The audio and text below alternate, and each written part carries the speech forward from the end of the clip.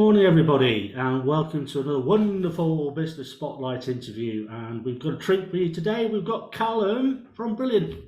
Callum, just tell us all about your business. Okay. So I run a business called Brilliant Commercial and Industrial Cleaning. We are a specialist in commercial and industrial cleaning across the Midlands. So we clean everything from sort of offices on a daily basis, all the way through to specialist machinery and equipment.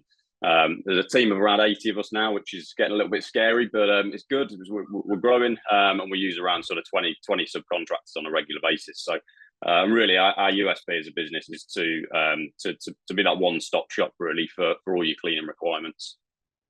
Fantastic. So, there's a little bit more to it than just cleaning, isn't there? I mean, Yeah. sort of, come on, just let's deep dive a little bit more into that because you do offices, you do commercial, you do outside, you do all sorts of stuff. So, just tell us a little bit more about it. Yeah, so over the years we've sort of looked at what clients want from a cleaning business, and we've been asked to do certain things. Some things we still do today. Some things have fallen by the wayside as they've not really worked out. So, and we've effectively ended up with this sort of package where we can offer everything from sort of cleaning, daily office cleaning, your industrial cleaning, so whether that be interior, exterior, in your factory, in your warehouse facility, whatever it might be. But then we also do these soft FM services such as window cleaning, grounds maintenance, washroom solutions, so all your sanitary bins, air fresheners. A lot of that subcontracted out now, but yeah, it just means that we can offer everything in one place, rather than beforehand clients would have had to probably use 6-7 different providers. So but yeah, so no, things are going well, but yeah, it's good to be able to offer everything as one package. Brilliant. Now, how long has the business been going? So this is our 10th year. So we started in 2014. My father, Ian, started the business, having taken some redundancy from the brewery. So I've been involved in the business sort of since day one. Me and him were knocking on doors, residentially and commercially to start with, dropping brochures off, speaking to anyone we could, and really taking on anything we could. We did gutter cleaning, window cleaning, just whatever somebody would give to us. I think we've probably decorated a few houses over the years as well, in the early days, just because you do what you have to do to get started. So That's fantastic. So, just the two of you, and then initially, yeah. So there was, and now over 10 years, you've grown Yeah. to 80 people. Yeah, so 80 employed staff, and that's sort of throughout management, office, the supervisors that are out on the ground with the teams, and then obviously the teams are cleaners as well. So yeah, and we work with subcontractors because they've got speciality in what they do. They've got equipment being kept up to date. We have tried to take those things on ourselves over the years, but we found right here for the business, using good subcontractors that pretty much only work with us is a better way moving forwards. But yeah, it's a bigger team than it once was. Well, it's a heck of a growth story there, Callum, and also coming through COVID and everything like that, and you've got 80 folk on the books, Yeah. plus the subbies. Yeah. So yeah, it's no small operation anymore, but yeah, it's good. You must be proud of doing that and proud of that success. Yeah, it's good, and it's nice to see that. We've got a lot of people that have been with us for a long time now. We've got people this year that have been with us 10 years, and that's amazing that we've been able to support that person with various challenges that life throws at you, as well as keeping them in employment and giving them a bit of a lifeline. So yeah, it's nice. It's good. Brilliant, absolutely fantastic. So, Dad was made redundant. You started with your dad.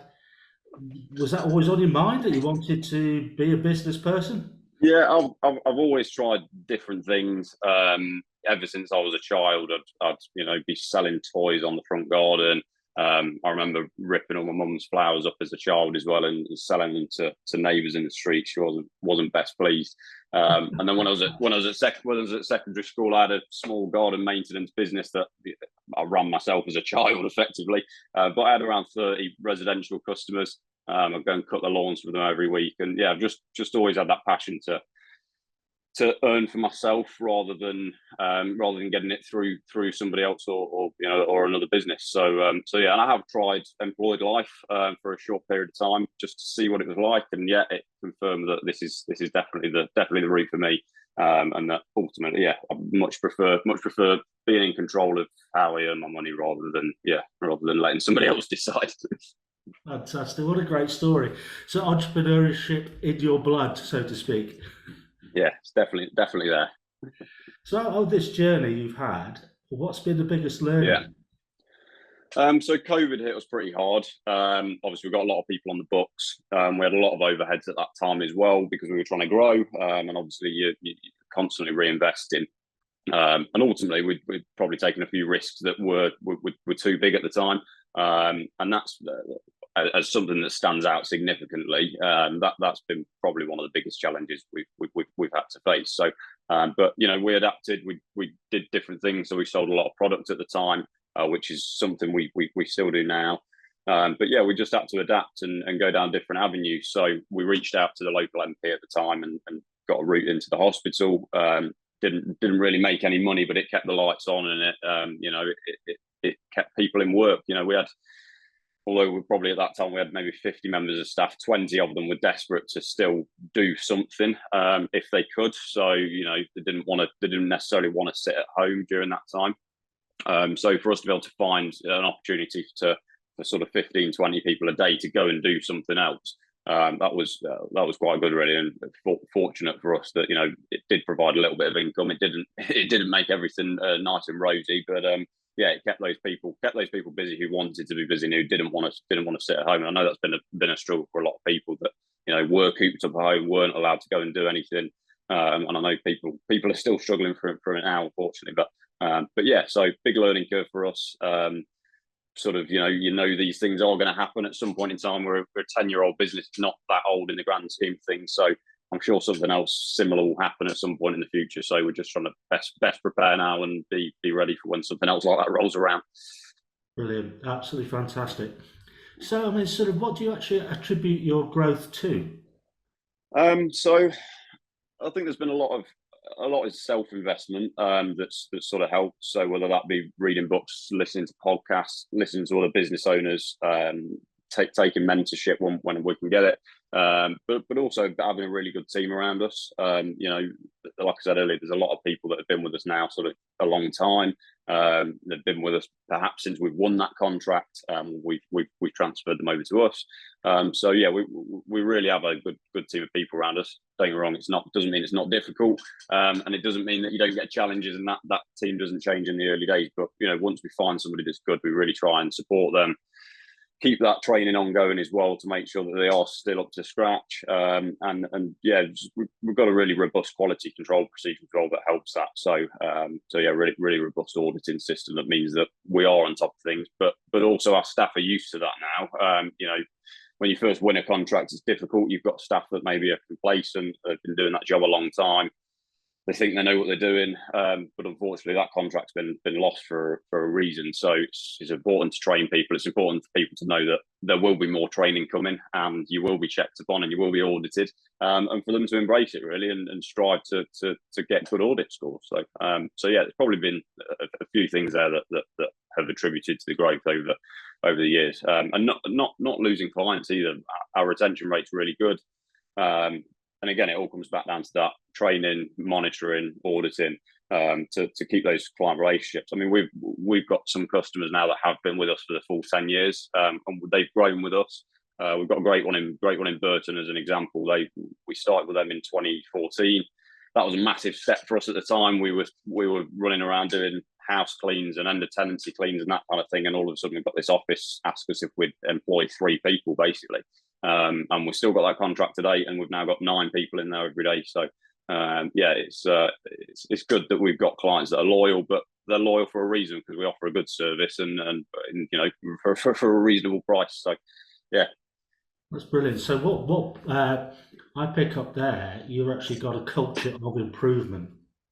yeah, and people are used to it, which is good. Like I said before, so many times you see when you're trooping staff over, or you just take somebody on who's got experience. They might have 30 years of cleaning experience, but if they've never been told what's right and what's wrong, or what the expected standard is, then you can't expect them to be good forever. So it does help, and yeah, just building that culture that people know that that's going to come, and not be worried of it. Not be worried that somebody's going to come in and check on them, because they will. But yeah, just embrace it and make sure that that they're there to do their job, and they're there to do what the clients ask for us to do at the end of the day. So yeah. Okay, so you're a busy bunny. How do you balance Yeah. your personal life with the demands of running a business? Good question. So I use some sort of work structures around how I manage my time week to week. I do find it really important to try and just get out once a week as well, whether that be go and play golf, or just go out for a walk and have that time away. We all spend a lot of time in front of these computers nowadays, and we're all busy. So it's important to go and just have a break. And sometimes the best ideas come to you then. So yeah, just trying to strategically manage my time is certainly helps over the last sort of 6-12 months, as I've put time and effort into actually focusing on that. So. But yeah, just trying to do what we can, and work around other family members, and make sure you're working when they're not, or working while they're in bed, or whatever it might be. So yeah, it's important to have that time away. But yes, it's always difficult to manage. Yes, I think a lot of other business owners will be resonating there. So absolutely fantastic. So, final question: what is the best advice you give to an 18-year-old you? Definitely invest in myself more early on. I didn't do a great deal when I was younger. I was saying that I'm only 23 now, but I've been in and around this business now since I was 13 years of age, and just investing in myself would be probably one of the biggest things. Taking risks, stepping out my comfort zone. I just said to you before the podcast that I've never done anything like this before, but I thought, well, I'll just do it, because you've got to step out your comfort zone regularly. Otherwise, you're never going to grow as an individual, and you're never going to strive for the business to grow either. So take risks, invest in yourself, and step out your comfort zone. Brilliant! What a wonderful way to finish. Callum, that was absolutely fantastic. No worries. Thank you very much. Yeah, thanks for your time. No problem. Thank you very much.